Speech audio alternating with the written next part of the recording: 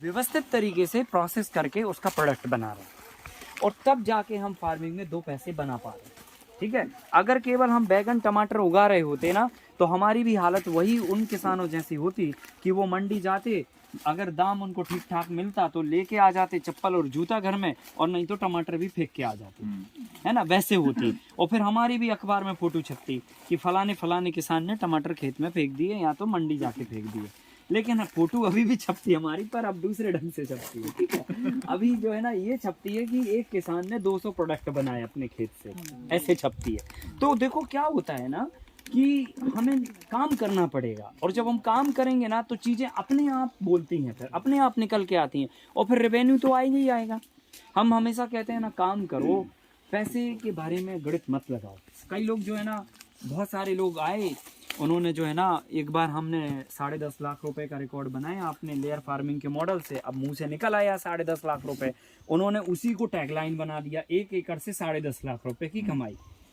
बहुत सारे लोग आए, बोले 10.5 लाख रुपए देखने की कैसे निकलते। मैंने कहा हाँ जी आइए, यहाँ पे पेड़ लगा हुआ है। तो कुछ लोग तो इसी मानसिकता से आते हैं कि हम देख के आए वो पेड़ कहाँ है जिससे 10.5 लाख रुपए आते। तो क्या ऐसे ऐसे नहीं आएगा, मेहनत लगाना पड़ेगी आपको, पूरा सिस्टम बिठाना पड़ेगा, तब जाके 10.5 नहीं 20.5 भी आएंगे, 30.5 भी आएंगे, 40.5 भी आएंगे, पर करना पड़ेगा। और हमने किया है, तो देखो हम बना रहे हैं, वही हम आपको दिखा रहे हैं। इसमें बहुत सारे बीज हैं जो कहाँ गए बीज, कहाँ गए? निकाले नहीं है। हाँ बीज निकाले, बीज तो बीजों में देखो अभी यहाँ पे भी क्या है ना, सब हौच पौच है मामला, है ना। तो उस चक्कर में काफी चीजें इधर पे नहीं है, पर लिस्ट में वो सारी चीजें आपको मिल सकती हैं। तो मैं आपको बस खाली ऐसे एक्सप्लेन कर सकता हूँ। एक तो सब्जियों के बीजों में बहुत सारी 40 से भी ज्यादा अपने पास प्रजातियां हैं, जिसमें वो बीज देसी तो हैं ही, लेकिन देसी होने के साथ उनके साथ साथ में क्या गुण है। तो जैसा मैं बता रहा था शुरू में कि जब कोई वैज्ञानिक किसी डिवाइस को बनाता है तो उसको चलने का तरीका वही बताता है, करेक्ट ना। तो इंसान रूपी डिवाइस किसने बनाई? हम कहीं पे मैन्युफैक्चरिंग तो हुई है नहीं कि फैक्ट्री में बने हो हम, और अगर बने होते तो फिर हम अपना करेक्शन कर लेते, अरे यार थोड़ी जो है ना नाक जरा लंबी कर दो, है ना, हाथ के जो है ना उंगली की साइज थोड़ी बढ़ा दो, है ना, ऐसे कर लेते हम। लेकिन ऐसा तो कुछ भी नहीं है ना, हमारी मैन्युफैक्चरिंग ऊपर वाले के हाथ में है। हम कैसे बन के निकलेंगे, रंग हमारा कैसा होगा, आंखें हमारी कैसे होंगी, हाथ कैसे बनेंगे, इसमें हमारा कोई रोल नहीं है, करेक्ट ना। और ये कुदरत की मैन्युफैक्चरिंग, क्योंकि इसमें जो रॉ मटेरियल मिला है वो 5 एलिमेंट है, और 5 एलिमेंट कोई आपके तो है नहीं है, करेक्ट ना। तो इसका मतलब ये हुआ कि ये जो शरीर का मैन्युफैक्चरिंग है ये ऊपर वाले का है, कुदरत का है। जब कुदरत का मैन्युफैक्चरिंग है मतलब इस शरीर का वैज्ञानिक कुदरत है, उसने बनाया हमें। जब उसने बनाया हमें तो वो ही बताएगी आप चलोगे कैसे, आपके अंदर क्या डालेंगे तो आप चलोगे, क्योंकि बनाते समय उसको पता था कि आपकी बॉडी के अंदर ये हार्मोन चाहिए, ये विटामिन चाहिए, ये मिनरल्स चाहिए, ये कार्बोहाइड्रेट चाहिए, इतनी वसा चाहिए, इतना ये चाहिए, इतना ये चाहिए, तब जाके आपकी बॉडी का डेवलपमेंट होगा। आपके शरीर में 72,72,03,10 नस नाड़ियां हैं। सोचिए इतना बारीक नर्वस सिस्टम है, इतनी बारीक मोटर बाइंडिंग है आपकी पूरे बॉडी के अंदर। अब ये मोटर बाइंडिंग में कैसे क्या क्या चाहिए ये आपको थोड़ी पता है, करेक्ट ना। ये उसको पता था तो उसने वैसी लौकी बनाई, उसने वैसा अदरक बनाया, वैसा उसने भिंडी बनाई, वैसे उसने सब्जियां बनाई, अनाज बनाए, फल बनाए, फूल बनाए, और तमाम तरह की चीजें बनाई उसने। तो जब हम ये मौसम के अनुसार वो चीजें जो उगती हैं कुदरती, वो जब पेट में डालते हैं तो ये बॉडी के अंदर जो चाहिए वो उसको मिल जाता है। तो अभी क्या दिक्कत हो रही, अभी भी तो हम वही खा रहे हैं, है ना। अभी ठंड में अमरूद खाते हैं, आंवला खाते हैं, बरसात में नींबू खाते हैं, तो अभी तकलीफ क्या है, गर्मी में आम और तरबूज खाते हैं। तो दिक्कत क्या है फिर? दिक्कत ये है कि जो बीज भगवान ने आपके लिए बनाए थे ना, उन बीजों में आपने कलाकारी कर डाली, उसमें मॉडिफिकेशन कर दिया। तो क्या हो गया, अब मॉडिफिकेशन कर दिया तो आपने अपनी गणित लगा दी उसमें, हाइब्रिडाइजेशन करके उसके ओरिजिनल गुणों को खत्म कर दिया। जब ओरिजिनल गुण खत्म हुए तो वो हम अब खा रहे हैं पर उसका फायदा नहीं मिल रहा। और यही कारण है कि हमारी जनरेशन लगातार कमजोर होती जा रही है। इस जनरेशन को अगर आपको मजबूत बनाना है, आपको अपनी गाड़ी का अच्छा माइलेज लेना है, तो आप कुदरती बीजों से कुदरती तरीके से, है ना, उगाइए, और कुदरती तरीके से प्रोसेस करिए, और कुदरती तरीके से पका के पेट में डालिए, तो गाड़ी इतना माइलेज देगी आपकी कि आप सुबह उठते फुटबॉल की तरह बमकोगे। समझ गए ना।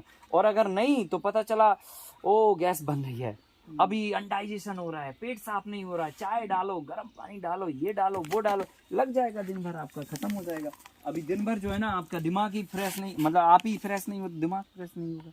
तो ये सब चीज़ें क्या हो रही हैं ना, ये विकृतियाँ हमारे सिस्टम में आ रही हैं, उनको हमें सुधारना है। इसलिए हम लोग ये सब इतनी मेहनत कर रहे हैं और इतना काम कर रहे हैं, इतना समझा रहे हैं आपको।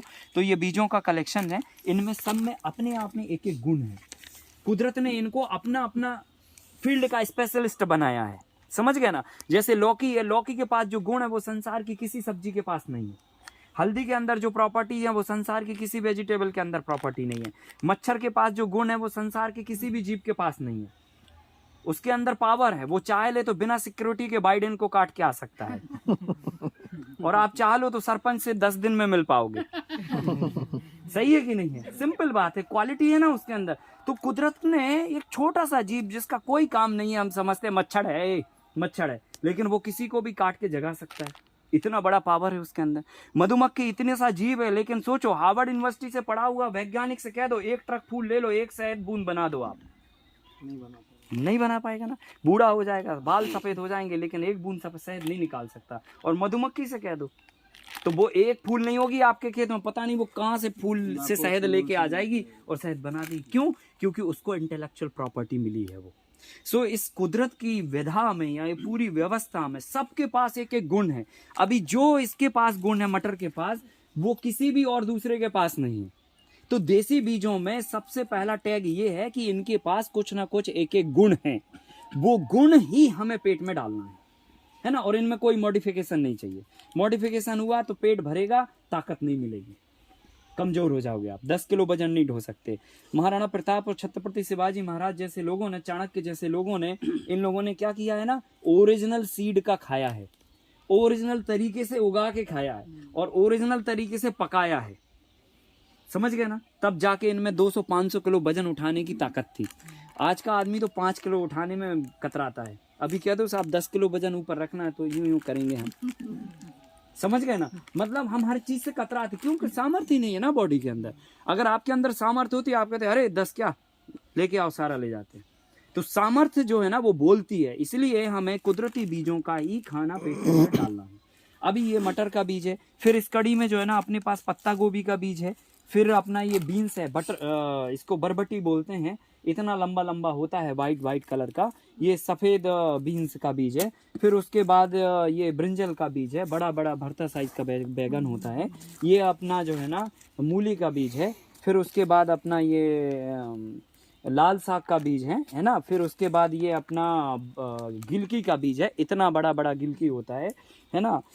इसके बाद इसकी क्वालिटी ये है कि एक गिलकी लगभग 1.5 किलो की हो जाती है, और एक गिलकी जो है ना 5 लोगों को खाना खिला सकती है, और 2 मिनट के अंदर भाप में ये पक जाती है। ये क्वालिटी है इसकी, और 6 महीने तक लगातार ये फलती है, इतनी लंबी साइज होती है। ठीक है। अब ये भिंडी है, ये 6 महीने तक लगातार चलती है। फिर ये अपना गाजर का बीज है ना। फिर ये सलजम का बीज है। फिर ये धनिए का है। ये सेम है जो आप एक बार खा चुके हैं, सूखी सेम की सब्जी एक दिन शायद खाई है आपने, है ना। हाँ, पूड़ी के साथ, है ना, वो है ये। फिर उसके बाद ये अपना तोरई है, तोरई बोले तो जिसमें धारियाँ होती हैं, है ना, वैसे। फिर ये करेला है, मिर्ची है ना। ये अपना पत्ता गोभी है, भिंडी है, टमाटर है ना। ये भिंडी, लौकी है, मेथी है, बहुत सारे बीज हैं अपने पास। सो इन सब बीजों के लिए अपन ने क्या किया है, जेनेटिकली प्यूरिफिकेशन का काम किया है, शुद्धिकरण का काम किया है। हर बीज के अंदर एक जनरेशन होती है, उस जनरेशन में जैसे एक पिता के 10 बच्चे होते हैं, 10 में से एक बहुत अलग होता है, बाकी 9 उसी की संतान है, पर वो गुण नहीं आते हैं उसके अंदर। तो ये कुदरत की व्यवस्था है, इसमें बहुत ज़्यादा अपन कुछ नहीं दिमाग लगा सकते हैं। लेकिन हम ये दिमाग लगा सकते हैं कि जो अच्छा जनरेशन आया है उस जनरेशन को सेलेक्ट करके उसकी जनरेशन को हमें आगे बढ़ाना है। तो सिलेक्शन जब हम बीजों का करते हैं तब हम उच्च गुणवत्ता युक्त बीज बना पाते हैं। तो ये हम आपको बीज बनाने की प्रोसेस कल सिखाएंगे। उस कड़ी में बहुत सारे बीज हैं। इधर मक्के का बीज है, ये धनिए का है, मटर का है। ये अपनी पेरेनियल वैरायटी है, एक बार लगाने पे 5 साल चलती है। इस साल यहाँ पे इसका प्लॉट नहीं है, दूसरे फार्म पर है। ये लाल तुअर है, इतना लंबा फल्ली होती है, इसका बोल्ड दाना होता है, 6 दाने सेट होते हैं और इसके साथ भी काम किया जा सकता है। ये सबसे रफ एंड टफ प्लान है। इसके साथ में आप 1 किलो बीज लगेगा 1 एकड़ में, 8 से 10 कुंटल इसकी उपज है और 8 से 10 हज़ार रुपये कुंटल इसका मार्केट प्राइस है। और आप इसको एक बार लगा दीजिए तो 5 साल तक लगातार काट सकते हैं, साल में 2 बार कटिंग होगी। तो ये ज़बरदस्त बीज है। फिर इसके साथ में क्या करना, आप हल्दी लगा दो इंटर क्रॉपिंग में, मिक्स क्रॉपिंग में अदरक लगा दो, इस तरह की काम भी कर सकते हो तो और मतलब चीज़ें और बढ़ जाएंगी। तो रफ्टअप तरीके से 10,000 की लागत लगा के 70 से 80 हज़ार की फसल इससे बनाई जा सकती है 1 एकड़ से। खर्चा 10,000 रुपये, फसल 80,000 रुपये की। 10 काट दो 70,000 और 10 काट दो 60,000, 10 और निकाल दो 50,000 रुपये आपकी नेट इनकम हो सकती है साल में एक बार, मतलब 10,000 लगाने में। तो 5 गुना मनी मल्टीप्लाई हो गई, खर्चा काट पीट के आपको मिल गया। तो इसके साथ इकोनॉमिक्स इसका बहुत अच्छा है। बहुत ज़्यादा आपको दवाइयाँ और कसरत नहीं करनी पड़ती, 3 स्प्रे करने पड़ते हैं जब इसमें फलियाँ आती हैं तब। तो ऐसी बहुत सारी वैरायटियाँ हैं। फिर ये मूंग का बीज है अपना, ये मिलेट्स में बाजरे का बीज है, ये अपना शुगर फ्री गेहूं है, ये चावल काठी गेहूं है, ये हाई फाइबरस होता है, इसके अंदर कब्जियत को ख़त्म करने की पावर है, इसके अंदर शुगर को कंट्रोल करने की पावर है। तो ऐसे जो बीज हैं, ये सब बीज, इनमें सब में कुछ ना कुछ गुण है ना, सब अपना अपना एक एक गुण है।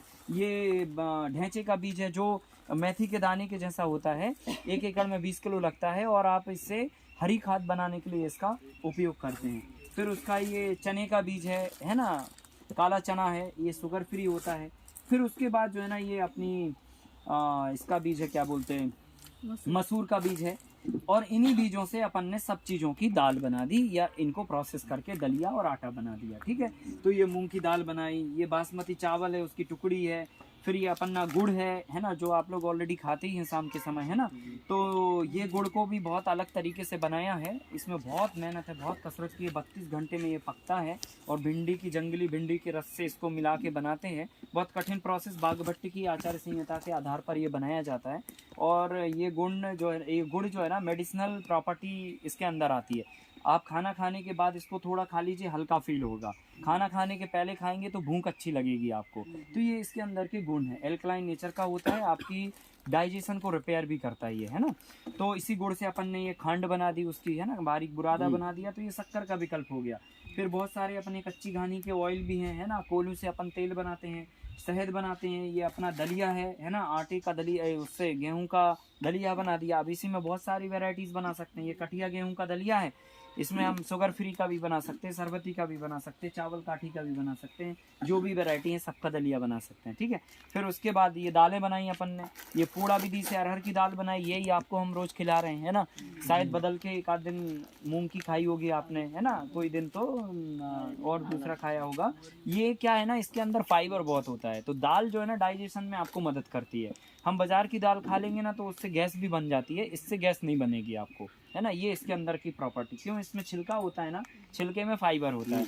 तो ऐसे ही चने की दाल बनाई, ऐसे सारी चीज़ें अपन ने बना दी। ये अपना मटर है, फिर उसके सारे दलिया मतलब आटे बना दिए। तो गेहूं का दलिए का, ये सॉरी शुगर फ्री का आटा बना दिया, चावल काठी का, मतलब सब चीज़ों के आटे बना दिए। अब उसके बाद जो है ना, इस